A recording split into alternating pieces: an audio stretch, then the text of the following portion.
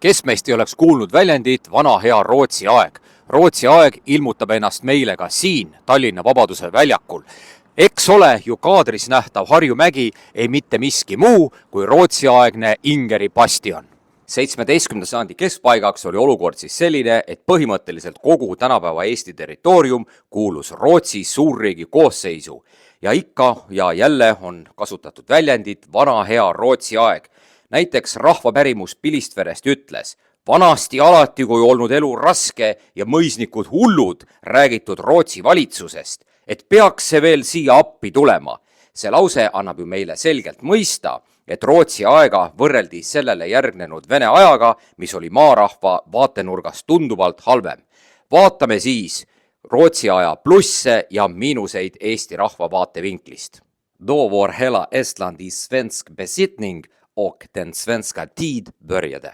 Põhjasõda Rootsi ja Venemaa vahel algas Narva lahinguga ja Rootsi väed võitsid seal hiilgava võidu.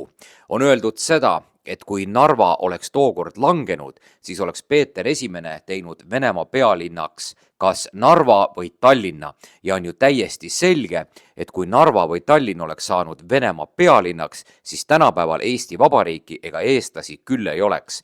Nii et Narva all saavutatud võit aastal 1700 Karl XII poolt tegelikult päästis pikemas perspektiivis Eesti rahva. Rootsi aega iseloomustas talupoegade massiline ärakargamine ehk pagemine mõisniku juurest ning pagemise takistamiseks rakendasid mõisnikud ja mõisarentnikuid kõiksuguseid abinõusid.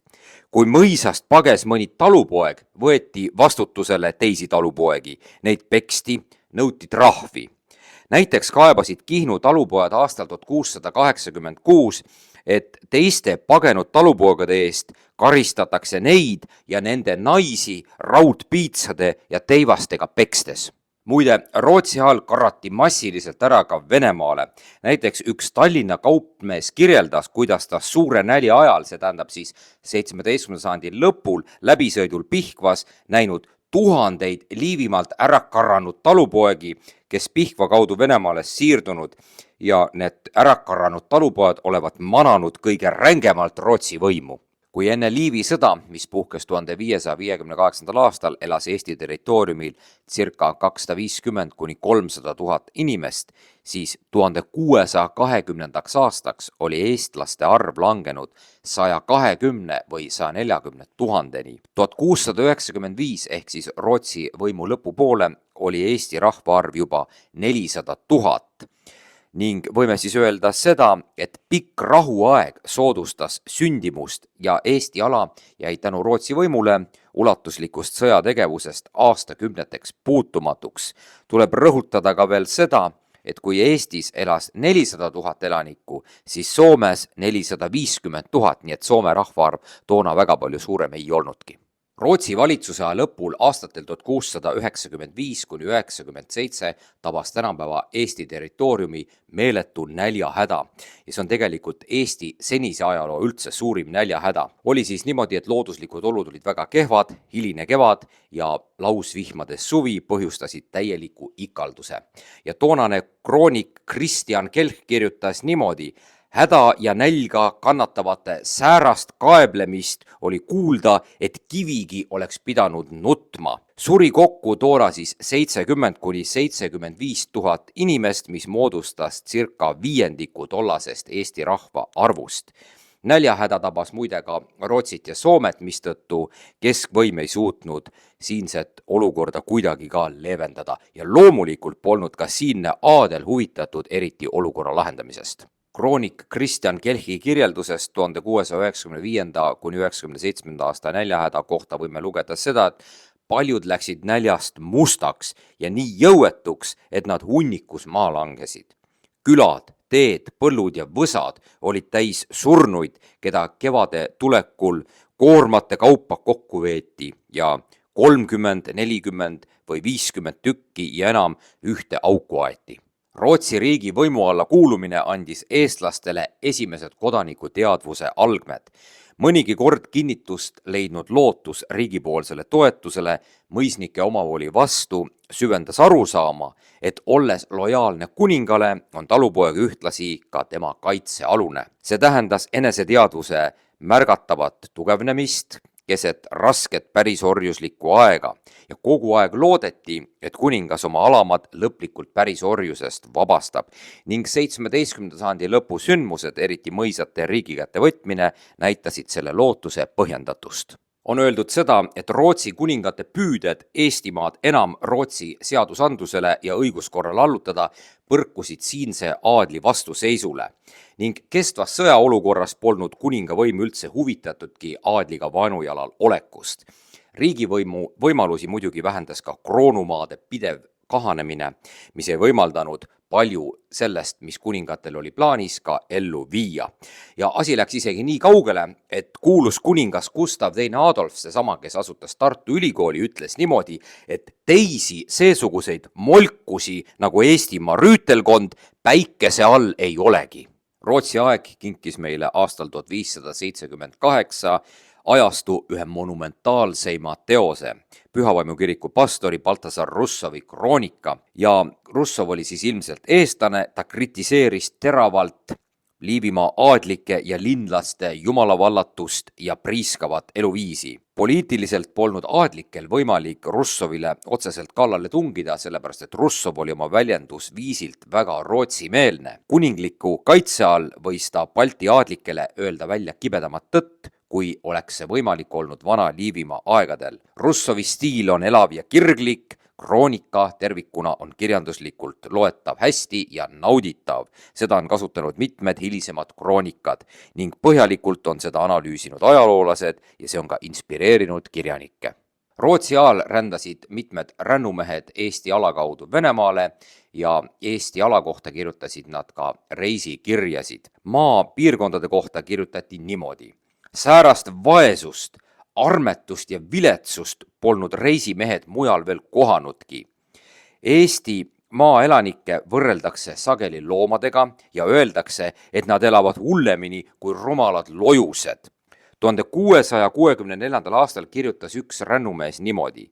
Meil elavad ka sead paremini kui eestlased. Eesti rahvast rännumehed iseloomustasid tihti kui varga kalduvustega rahvast ja eestlased olevat mitme rännumehe sõnul ebameeldiv, küürus ja morn rahvas. Talupoegade allasurutud seisund ja nende brutaalne kohtlemine tekitasid Rootsi võimukandjates rahulolematust ja jahmatust kogu Rootsi võimuaja jooksul. Näiteks 1561. aastal keelas Erik XIV Eestimaa rüütelkonnal kohelda ebakristliku ja türanliku rangusega talurahvast. Palju samasisulisi avaldusi tegid näiteks kuningas Karl IX, kuningas Gustav Adolf, kuningas Karl XI, mitmed Rootsi vaimulikud ja piiskopid. On öeldud seda, et Rootsi-aegne pärisorjus hakkas üha rohkem ja rohkem mõjutama Eesti talurahva mentaliteeti ja tema sotsiaalset käitumist. Hirm julmade karistuste eest juurdus tema teadvuses arusaamiseks avaliku võitluse suurest ohtlikkusest, vajadusest olla ettevaatlik. Niiviisi süvenes selline asi, et avaliku vastuhakkamise asemel vihatud mõisatööd püüti teha ainult silmakirjaks. Tassiti salajal laiali mõisa vilja ja vara, kiruti ja pilgati tagaselja mõisnikke ja sundijaid. Rootsi riigitegelased ja sealhulgas ka kõrgemad kirikutegelased püüdsid talurahva olukorda ka Eestis parandada. Näiteks 1627. aastal külastas Eestit Rootsi kõrge kirikutegelane Västeråsi piiskop Johannes Rudbeckius ja tema ettepanekud rüütelkonnale talurahva olukorra parandamiseks põrkusid aga mõisnike ägedale vastuseisule. Kuidas mõisnikud üldse põhjendasid seda, et pärisorjust ei tuleks mitte kaotada? Nad ütlesid niimoodi, et talupoed olevat nii toored ja raskesti ohjeldatavad, et üldine talupoegade vabastamine ei võivad tulla kõne allagi. Ja kui 1627. aastal nimetatud Rudbeckius külastas Eestimaad, siis mõisnikud ütlesid talle niimoodi, et pärisorjus on talupoegade reeturliku ja pahatahtliku loomuse tõttu hädavajalik ja maapäeva liikmete seda vastust kuuldes sattus Vesterosi peapiiskop lausa raevu. Talupoegade viha mõisnike vastu oli Rootsi ajal nii suur, et isegi ristiusus tuntud kurat võttis rahva uskumustest tihti mõisniku kuju ja kombed. Näiteks 1636. aastal küsiti ühelt talupojalt kohtus, keda süüdistati kuradiga sideme pidamises, kuidas kurat ka välja näeb, ja see talupoeg vastas, et vanakuri olevat päris inimese nägu ja talupojad peavad talle iga aasta koormisi maksma. Kui ei maksa, pekstavad neid raudpiitsadega. Kuraditena kujutab rahvalaul ka vihatud mõisa sundijaid. Võrreldes mõisad põrguga arvatakse Eesti rahva hulgas Rootsi ajal, et isegi põrgu on parem paik kui mõis. Rahvaluules on muide välja toodud ka mõte, et mõis elab talude kurnamisest ja rahvalaulik unistab sellest, et oleks see minu olemine, siis paneks kupjad kündemajje, isandad äästemajje ja saksad santimajje, talupojad tantsimajje. Kas teie kuulute nende püsivaatajate hulka, kes pole veel tellinuppu vajutanud? Kanali tellimisega ei kaasne mingeid kohustusi ja see on tasuta. Seega, aidake meil astuda sammuke lähemale eesmärgi täitumisele, 10 000 tellija kokkusaamisele. aitüma toetuse eest! Juba 1681. aastal teatas Karl XI oma kindlast kavatsusest kroonu ehk riigimaadel pärisorjus ära kaotada ka Eesti territooriumil ja ta tegi ka Liivimaa maapäeval ettepaneku vabastada pärisorjusest ka rüütlimõisate talupojad, kuid selle ettepaneku lükkas maapäev üksmeelselt tagasi. Põhjenduseks tõid mõisnikud, et talupoegadel olevat kuri iseloom, mistõttu neid ei saavat vabastada ja vabastamine toovad kaasa ettearvamatuid tagajärgi. Kroonumaade talupoegade õiguslik seisund määratleti kindlaks 1696. aasta Liivimaa majandusreglemendis, mille sätted laienesid tegelikult ka Eestimaa kroonumõisatele. Mõisarentnike kodukari õigust piirati, taluperemeeste karistamine keelati hoopis, keelatud oli talupoegade võõrandamine maast lahus ning fikseeriti koormised ja need koormised viidi vastavusse talu tegeliku majandusliku kandevõimega. Anti talupoegadele ka talude päritav kasutamise õigus, samuti kaebeõigus mõisaomanike vastu. Rootsi ajal koos mõisate erakätesse minekuga taas kehtestati sõdade ajal nõrgenenud sunnismaisus. Liivi sõja ajal oli siis sunnismaisus mõnevõrra nõrgenenud ja sunnismaisusega kaasnesid talupoegade allutamine mõisahärra politsei ja kohtuvõimule, millega talupoeg seati mõisnikust olulisse isiklikku sõltuvusse ja see siis üldse lubab rääkida Rootsi ajal kui talupoegade pärisorjastamisest. Nõukogudeaegses ajalookirjanduses muide 1950. aastatel kirjutati lausa niimoodi. Rootsi riigi koloniaalpoliitikale oli iseloomulik kohalike kurnajate klassi võimu kindlustamine ja laiendamine talupoegade üle. Suure tähtsusega eestlaste jaoks oli Rootsi aeg hariduselu mõttes. Hariduse parandamise plaane esitas keskvalitsus juba 1620. aastatel, kuid need plaanid kohtasid mõisnike vastuseisu. 1630. aastal asutati gümnaasium Tartusse ja see ületas juba toona gümnaasiumi nõudeid ja arvatavasti oligi Rootsi võimudel juba algusest peale planeeritud muuta see gümnaasium ülikooliks. 1632. aastal kirjutaski Rootsi kuningas alla vastavasisulisele ürikule ja ülikool avatigi Tartus Akadeemia Gustaviana nime all. Kokku käis sealt ülikoolist läbi Rootsi ajal circa 1600 üliõpilast. Ülikooli õppejõudude ja ülikooli kasvandike hulgas leidus teatav hulk estofiile, kes õppisid ära eesti keele ja kirjutasid ka eestikeelseid kirjanduslikke teoseid. Eestlasi pole üliõpilaste hulgas küll teada, kuid ülikooli avamisel rõhutati pidulikult, et see õppeasutus on mõeldud kõigi seisuste jaoks, sealhulgas Eesti talurahva jaoks. Kaudselt mõjus ülikooliga kaasnenud haridussõbralik õhkkond, aga rahvahariduse arendamisele küll. Tõsi, nõukogudeaegses ajalookirjanduses leiti Tartu Ülikooli asutamise kohta ka negatiivseid jooni. Kirjutati siis niimoodi, et üliõpilaskonna moodustasid peaaegu eranditult sakslased ja rootslased, peamiselt mõisnike ja pastorite pojad, kes lootsid saada pärast ülikooli lõpetamist tulu toovaid kohti ja ameteid. Tegelik õppetöö neid ei huvitanud, aega veedeti joomingute ja huligaansustega.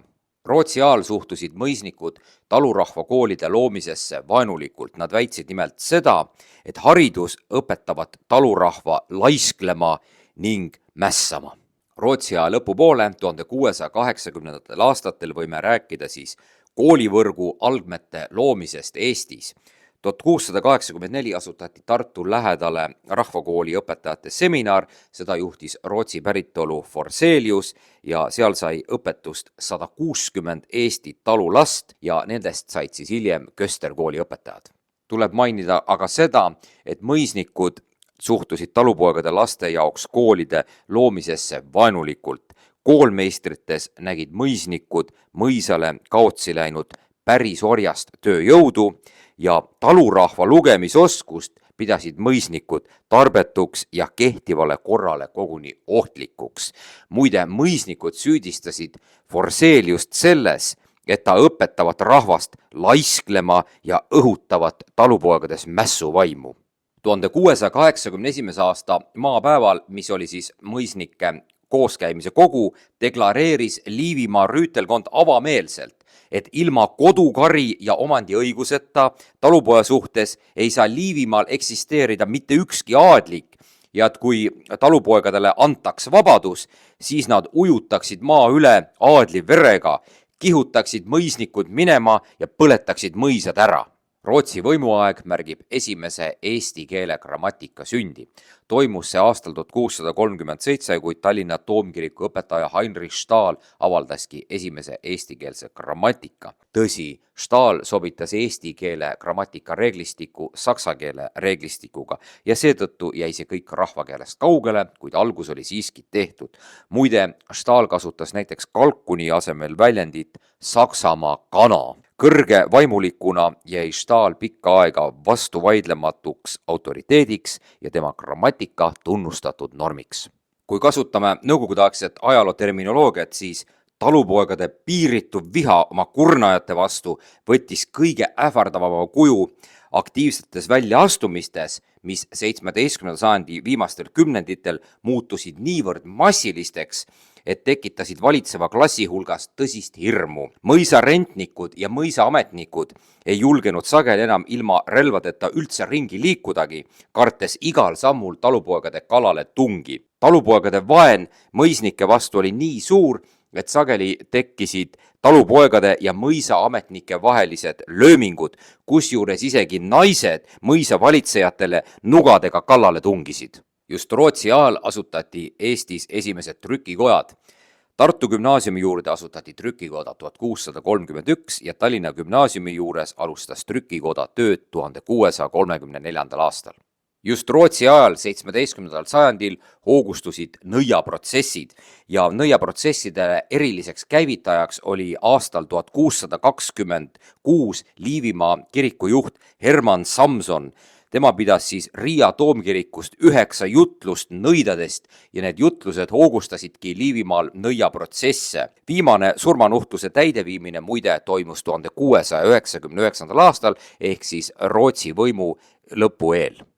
Nõiaprotsesside käigus süüdistati inimesi saatanaga sidepidamises, libahundiks käimises, inimeste ja loomade ärategemises, kurja silma või kurja sõnaga ja nõidadeks kuulutati muuhulgas ka kõik soolapuhujad ja lausujad. Koos soola puhumise ja lausumisega tembeldati nõidumiseks ka mitmed rahvameditsiini avaldused. Nõidade karistamine toimus elusalt ärapõletamise teel ja kusjuures osadel juhtudel kaasnesid ärapõletamisega veel ka muud elajälikud piinamised. Nõiaprotsesside kohta on öeldud seda, et harimatus ning ebausk oli suur nii talupoegade ja linna alamkihtide hulgas kui ka mõisnike ja pappide hulgas. Rootsi võimu all paranes Eesti territooriumil tunduvalt ka Luteri kiriku olukord. Millises olukorras oli siis Luteri kirik 16. sajandi lõpul, kui Liivi sõda oli lõppenud? Kirikuõpetajate tase ja kombed jätsid paljugi soovida. Näiteks Kirbla pastori kohta märgiti, et ta elab vastikut elu, kraakleb ja tülitseb päevad ja ööd, ei valmista iialgi ette oma jutlusi ja pakub armulaual veini asemel õlut, kuid Rootsi aja lõpul olid pastorid küll kõik juba ülikooli haridusega ja pidid oskama ka eesti keelt. Tõsi, nõukogudeaegses ajalookirjanduses kirjutati aga kiriku tugevnemise kohta niimoodi. Kiriku ülesanne Rootsi ajal oli ideoloogiliselt orjastada ekspluateeritavaid hulki. Keerulistel aegadel, kui leidus rohkem vakantseid vaimuliku kohti, sattus kiriku teenistusse muide ka seiklejaid, näiteks soomlasi, kelle jaoks eesti keele omandamine oli lihtsam. Tihti aga juhtus ikkagi seda, et nende haridustase ja keeleoskus jätsid soovida. Näiteks Kodavere pastori kohta kurtsid talupojad aastal 1642, et nad ei saa kirikuõpetaja jutust aru, kuna see olevat väga soome keel.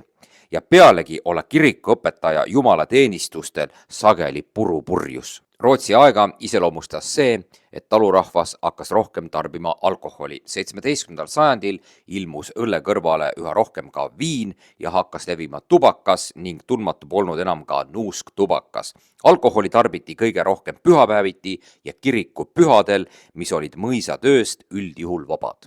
Rootsi võimu ajal arenes Eestis kiiresti ka piibli tõlkimine. 1686. aastal ilmus lõunaeestikeelne Uus Testament ehk siis Vastne testament. Piibel tõlgiti küll tervikuna nii lõuna- kui ka põhja-eesti keelde, kuid kumbki käsikiri ikkagi trükki ei läinud. Tõlkevaidlused polnud siiski asjatud, nende käigus loodi ja arendati eesti keelt. Kultuurilukku on läinud niinimetatud piiblikonverentsid, kus vaieldi eesti keele väljendusvõimaluste üle ja otsiti pühakirja raskele ja keerulisele keelele adekvaatseid eestikeelseid vasteid, nii et arendati eesti keelt. 1686. aastal ilmus esimese eestikeelse piibli väljaandena lõunaeestikeelne Uus ehk Vastne testament ja see on Eesti kultuuri ajalukku läinud selle poolest, et see on esimene otsast lõpuni ainult eestikeelne teos. Rootsi ajal toimus negatiivse asjana Eesti rahvausundi väljajuurimine. Rahvausundiga seotud kohtasid, näiteks hiied, puud, kivid, neid hävitati. Rootsi võimuperiood jättis meile imeilusad barokkstiilis arhitektuuri pärlid. Erilist tähelepanu väärib loomulikult barokne Narva linn, mis aga 1944. aastal hävines sõja käigus. 1659. aastal oli Narvas olnud suur tulekahju, mille järel siis Narvas ehitati üles põhimõtteliselt Rootsi võimude poolt uus linn. Tänapäeval meenutavad Rootsi aegu näiteks Kuressaare vaekoda ja Kuressaare raekoda.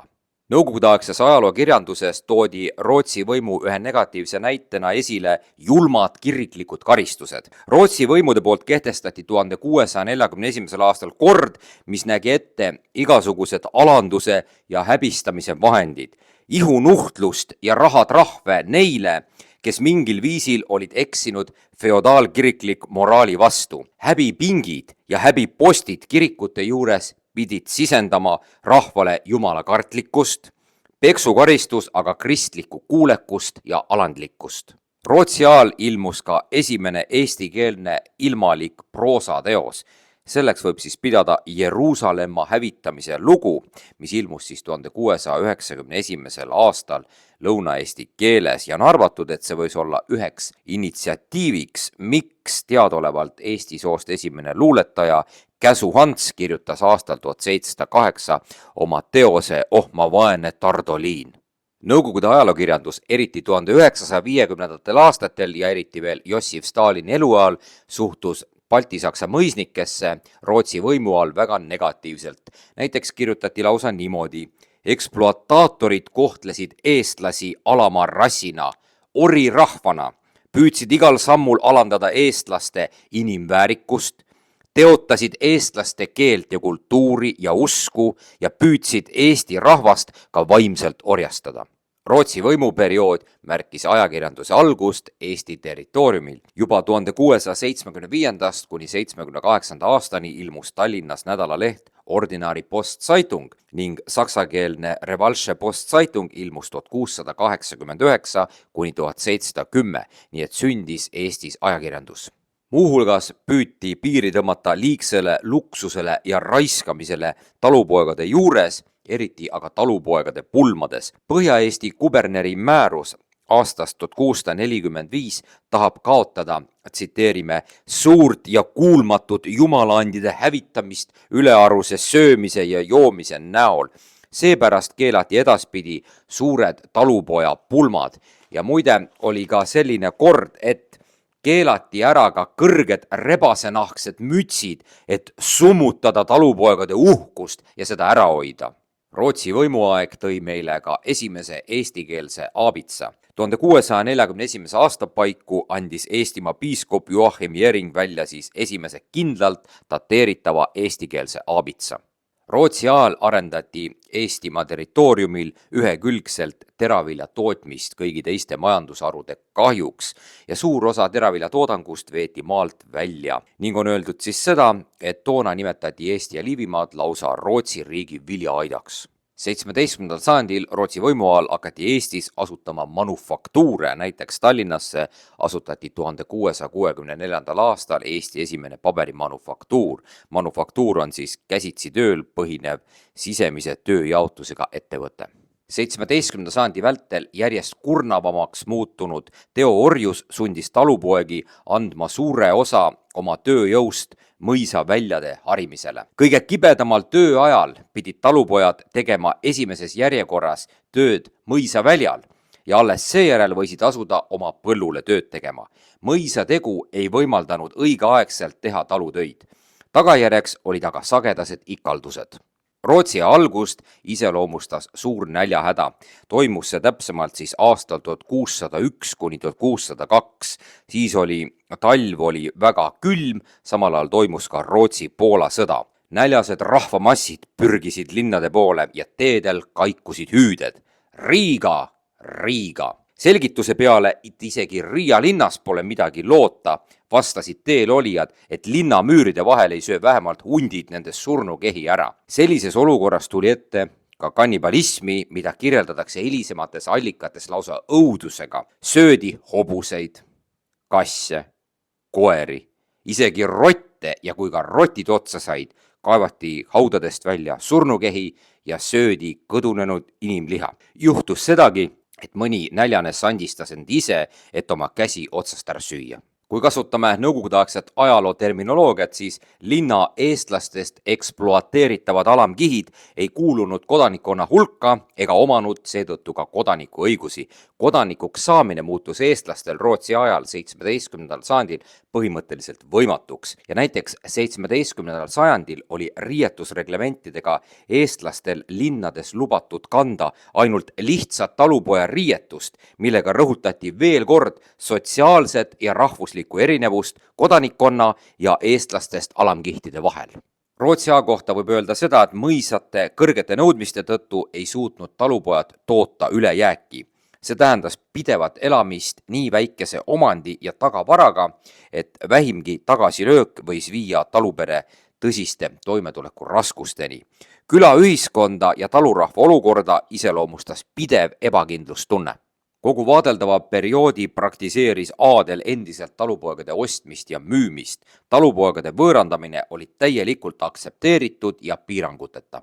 Mõisnikel polnud üldjuhul voli keelata naisi teise mõisa abiellumast või neid sealt hiljem siis tagasi nõuda. Kuid mingit tasu püüdsid mõisnikud isegi sellises olukorras välja kaubelda. Näiteks 1668. aastal avaldati Ahja ja Kastre mõisa opmanitele instruktsioon ja sinna oli siis kirjutatud, et kui keegi võõras talupoeg soovib mõnd tütarlast nendest mõisatest endale naiseks viia, tuleb tal vana tava järgi mõisa tuua üks rebase nahk. Rootsi võimud ja baltisaksa mõisnikud püüdsid kõige julmemate vahenditega lämmatada talupoegade vastupanu päris orjuslikule pealetungile. Nad võtsid tarvitusele verised abinõud. Vähimagi vastupanuavalduse puhul ootas talupoegi julm peksukaristus. Mõisnikele vastu hakanud talupoegadel raiuti maha käsi ja kõrvu. Neid kisti rattalt tükkideks ja nende laipu asetati teedele teiste talupoegade hirmutamiseks. 1699. aastal näiteks avaldas Liivimaa kindralkuberner publikaadi, milles ähvardati talupoegi vastuhakkamise puhul hirmsate karistustega ja see publikaat tuli kõigis kirikutes avalikult ette lugeda. Kirjeldati seal rahva hirmutamiseks karistusabinõusid, mida oli rakendatud Tõikvere talupoegade vastu, kes oma mõisniku olid tapnud ja asjaosalised talupojad olid rattalt tükkideks kistud ja nende laibad pandud külatänavatele teiste talupoegade hirmutamiseks välja. Mis puudutab nüpeldamist, siis aadlikud kaitsesid end kriitika eest väitega, et talupojad olid oma loomuselt sedavõrd toored ja mässumeelsed, et nad ei allunudki leebemale ja järeleandlikumale juhtimisele. Balti-Saksa mõisnikud püüdsid Rootsi ajal kõikvõimalike vahenditega talupoegadel takistada